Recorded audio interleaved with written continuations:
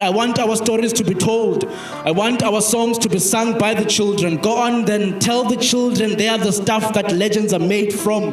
So a group of us, old friends, old comrades, got together and decided to read each other poetry and strum guitars. 10, 12, 15 poets met on a regular basis, and out of that process developed the Cape Cultural Collective.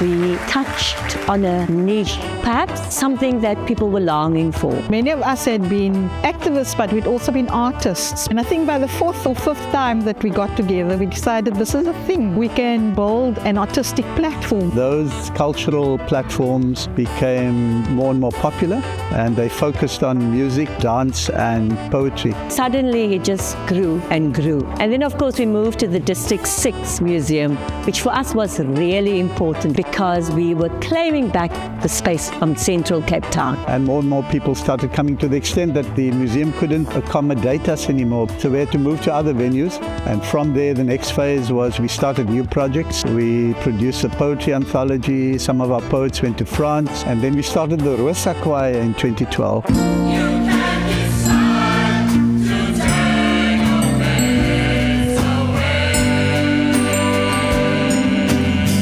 I grew up in the township, being exposed to choral music. One of our values is the principle of inclusion. One of the models that we use is language. We've got English, Xhosa, and Afrikaans.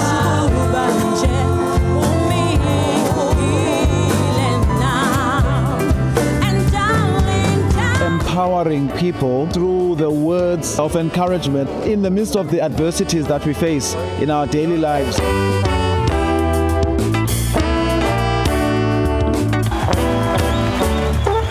It's grown from being this community organization of just a couple of activists to being a force on the cultural landscape of Cape Town. Cape Town is an incredibly divided city. We have a legacy of apartheid that still lingers, and so through the various projects of the CCC, we bring people together from different communities who may not have found each other. So we have members from Camps Bay to Khayelitsha to the Cape Flats that build together around arts and culture as a key element of our development. The arts promotes development in various ways, and through practice and research, this has been proved all over the world. And we want to normalize this. To be inclusive is normal. If you're a middle-class kid, it's taken for granted. If you want to do piano or guitar lessons, it's not so easy for kids who don't come from that space. And we put them in touch with teachers, we pay for the lessons, and we source instruments so that you have an instrument to practice at home.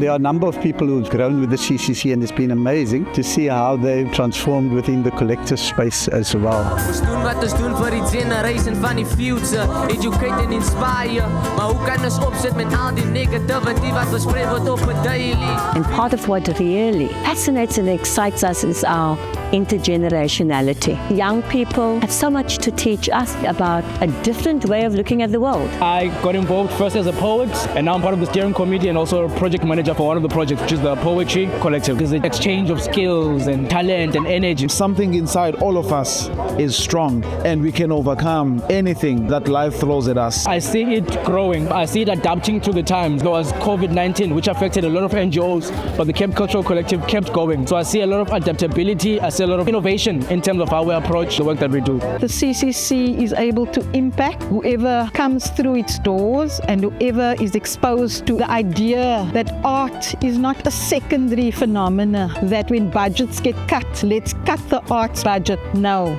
Arts must be elevated because of the benefits it has for society. And I think if we can realize that, we will see positive change in the whole of South Africa. I am the stuff that legends are made from, and so are you.